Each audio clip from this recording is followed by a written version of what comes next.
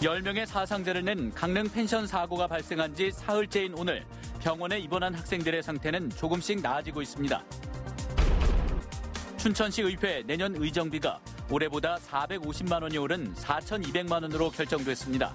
정확한 시민 여론조사 없이 심의위원들의 무기명 투표로 결정돼 의정비 인상폭에 공감할 수 없다는 지적이 많습니다.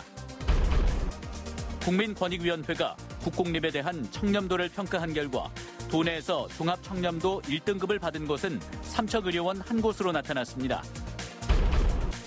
카카오 카풀 서비스에 반대하는 전국 택시업계 총파업에 맞춰 춘천 등 도내 대부분 지역의 택시도 오늘 총파업에 나서 시민들이 불편을 겪었습니다.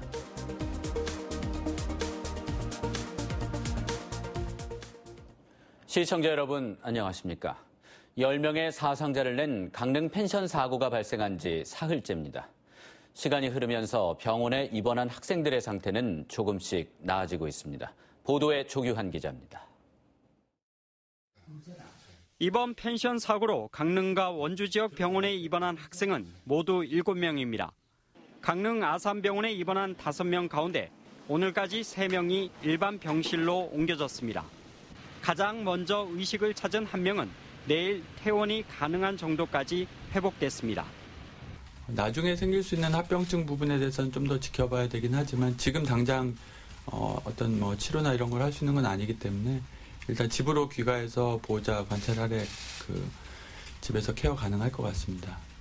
의식을 찾은 나머지 2명도 일상적인 대화와 보행을 할 수 있지만 고압 산소 치료는 계속 받고 있습니다. 그러나 이들 학생들은 아직도 심리적인 불안감을 보이고 있고 친구 3명이 숨진 사실도 모르는 것으로 전해졌습니다. 중환자실에 있는 나머지 2명은 통증에 반응하는 등 하루 전보다 움직임이 좋아졌습니다. 원주 세브란스 기독병원에 입원한 2명도 미미한 차도를 보이고 있지만 아직 의식을 찾지는 못하고 있습니다. 한편 어제 헬기를 이용해 서울로 이송된 숨진 학생 3명은 내일 가족장으로 발인할 예정입니다.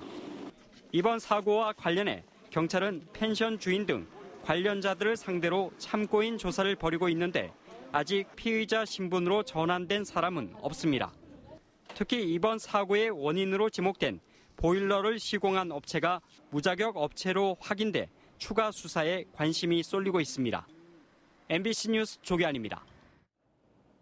춘천과 원주를 비롯한 도내 대부분 시군에서 오늘 하루 택시 총파업이 진행되고 있습니다. 카카오 카풀 서비스의 정식 운영 여부를 놓고 택시업계가 반발하고 있는 건데요. 그 이유를 이병선 기자가 알아봤습니다. 출근길 시내 도로의 택시 승강장이 텅 비었습니다.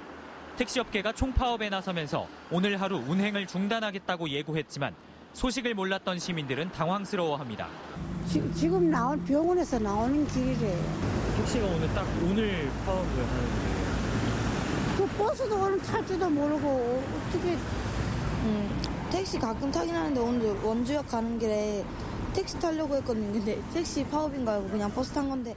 도내 13개 시군 개인 택시와 일부 법인 택시가 운행을 멈춘 가운데 원주에서만 1,800여 대가 파업에 나서면서 버스도 평소보다 붐볐습니다. 평소보다 한 15% 정도 손님이 많습니다. 시내에 택시 운행이 멈춘 하루, 택시 운전자들은 카카오 카풀 도입에 반대하며 서울 여의도 국회 앞에서 대규모 집회를 가졌습니다. 택시업계는 대기업인 카카오가 뛰어들어 시장을 잠식할 것을 우려하고 있습니다. 시범 단계인 지금은 영향이 미미하지만 서비스가 본격화할 경우 플랫폼의 힘이 어떻게 작용할지 모른다는 겁니다. 그 카카오 모빌리티에서 시작을 하게 되면 많은 업체들이 시작을 함과 동시에 정말 우리는 개인 택시 업계는 몰락할 수밖에 없죠. 카카오 모빌리티는 당초 지난 17일부터 카카오 카풀을 정식으로 운영할 예정이었으나 택시업계의 강력한 반발에 잠정 연기된 상태입니다. MBC 뉴스 이병선입니다. 춘천시 의회 21명의 시의원들이 내년에 받는 의정비가 올해보다 12% 인상됐습니다. 정확한 시민 여론조사 없이 심의위원들의 무기명 투표로 결정돼 의정비 인상을 공감할 수 없다는 지적이 많습니다. 백승호 기자입니다. 총액 기준으로 4,200만 원으로 결정하겠습니다. 춘천 시의원들이 내년에 받는 의정비가 올해 3,750만 원보다 12%나 올랐습니다. 의정비 심의위원회에서 논의된 금액은 3,900만 원에서 5,100만 원 사이. 인상 최소화와 현실화를 두고 위원들이 이견을 보이자 7번의 무기명 투표가 이뤄졌고 결국 4,200만 원으로 최종 결정됐습니다. 시민 여러분들의 의견을 공청회나 언론을 통해 충분히 받아들이고 또 시의회의 자정 노력에 대한 의견을 받아서 저희가 결정하게 됐습니다. 2020년부터 2년 동안에도 공무원 보수 인상률만큼 의정비가 또 인상됩니다. 의정비 인상을 놓고 시민들의 의견이 충분히 반영됐는지는 여전히 의문입니다. 앞서 열린 시민공청회에서 시민 10명 가운데 6명 정도는 의정비 인상에 부정적이었습니다. 우리 시민들이 뽑아준 의원님들이 성능이 좋냐, 고비용 저효율 아니냐 노골적으로 말씀드리고 싶고요. 시의원들이 제대로 의정활동을 펼치는 데 드는 비용이 어느 정도인지 분석된 자료조차 없습니다. 일반 시민분들 입장에서 의정비가 모자라는데 얼마나 모자라는지는 알려주고 의정비 인상 폭을 얘기를 해야 되는 것은 아닌가 하는 질문을 할 수 있는 것이죠. 이번 의정비 인상 근거 중 하나인 시의회 발전 방안은 의정비 결정 하루 전에 나왔고 의원 겸직 금지와 표결 실명제 도입 등은 강제성과 구체성이 떨어집니다. 근데 그건 얼마큼 지금 말씀하신 대로 의지를 갖느냐 이 부분인데 그럼 제가 의지를 가지고 한번 해보겠습니다. 이번 춘천시의회 의정비 인상은 의정비 결정을 앞두고 있는 다른 시군에도 영향을 미칠 것으로 보입니다. MBC 뉴스 백수호입니다. 명절 때뿐만 아니라 평소에도 간식으로 떡을 즐기는 분들이 많으신데요. 팔고 남은 떡을 사용해 새로운 떡을 만든 식품업체가 경찰에 적발됐습니다. 특히 쑥떡같이 색이 있는 떡으로 만들면 재사용 흔적은 찾아볼 수 없습니다. 조성식 기자의 보도입니다. 이른 새벽 떡을 만드는 한 식품업체에 단속반이 들이닥칩니다. 떡시루를 살펴보자 쑥떡을 찌려는 시루 안에 알록달록한 꿀떡이 뒤섞여 있습니다. 다른 시루에 하얀 쌀가루를 뒤적이자 분홍색 떡덩어리가 하나둘 드러나고 단단하게 굳은 쑥떡부터 냉동된 가래떡까지 종류도 다양합니다. 언제 만들었는지 전혀 알 수 없는 떡들입니다. 내일까지인데 그걸 다시 만들어갖고 올해까지 섞으면 안 돼요. 냉동 창고에도 팔다 남은 떡들이 눈에 띕니다.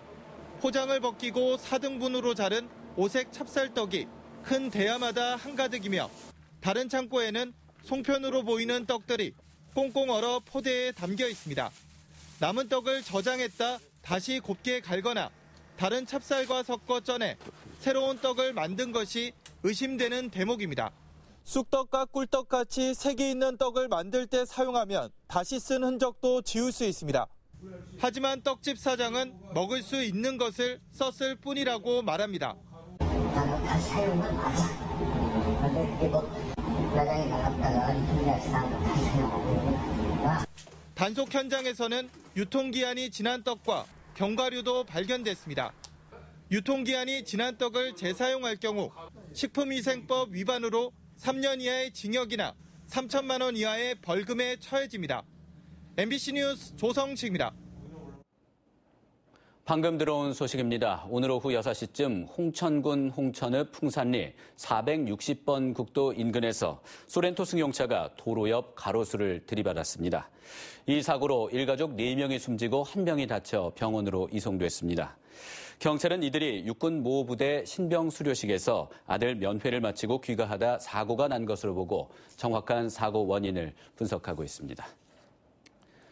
국민권익위원회가 전국 국공립대학과 공공의료기관을 대상으로 청렴도를 평가한 결과 강원도에서 종합청렴도 1등급을 받은 곳은 삼척의료원 한 곳뿐이었습니다. 2등급을 받은 대학은 강릉 원주대와 춘천교대, 의료기관은 강릉 원주대 치과병원과 속초 원주의료원입니다. 또 강원대학교와 강릉의료원은 3등급, 강원대 병원과 영월의료원은 4등급으로 청렴도가 가장 낮았습니다. 강원도는 지방세 체납자 명의의 법원 공탁금을 압류해 체납액을 걷어들이고 있다고 밝혔습니다.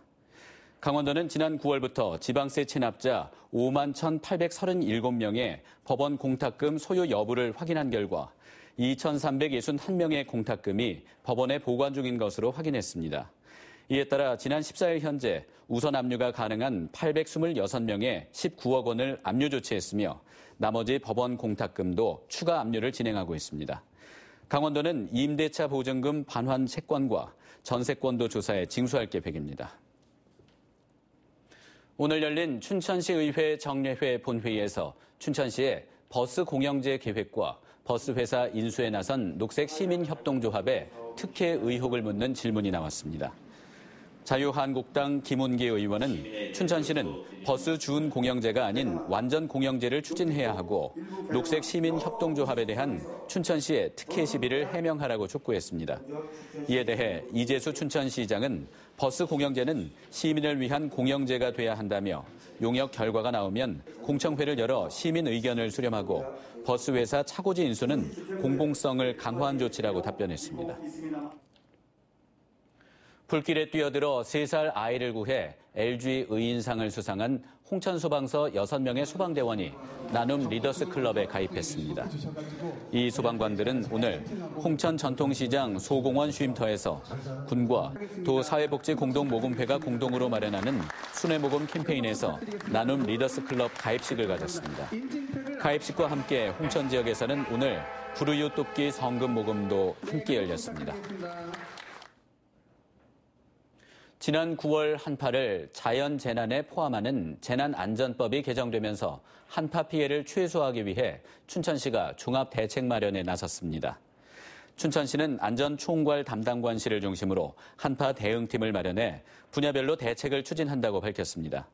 특히 한파 취약계층에 대해 건강보건 전문 인력과 생활관리사를 파견해 건강검진을 실시하고 안부를 살피는 등 취약계층 관리를 강화할 예정입니다.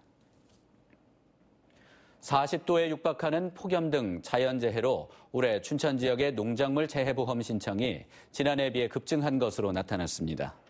올해 보험 가입 농가 가운데 309개 농가가 자연재해 피해 보험금을 신청해 모두 31억 원을 수령했습니다.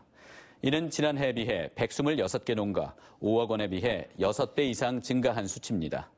또 올해 보험 가입 농가도 1,400개 농가로 지난해에 비해 2배 이상 증가했습니다.